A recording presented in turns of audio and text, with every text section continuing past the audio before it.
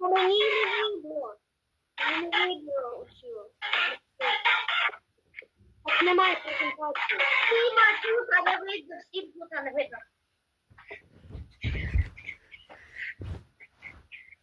Скільки хвилинка?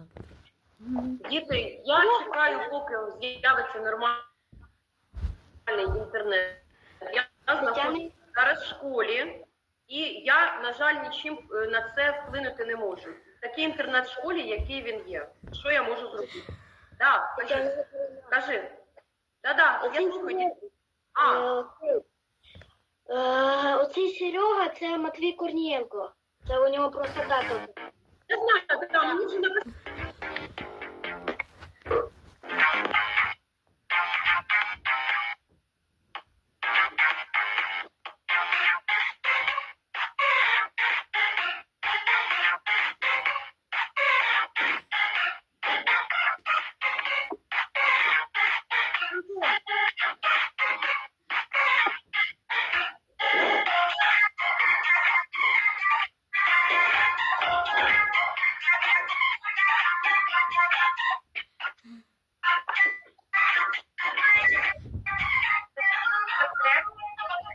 Так?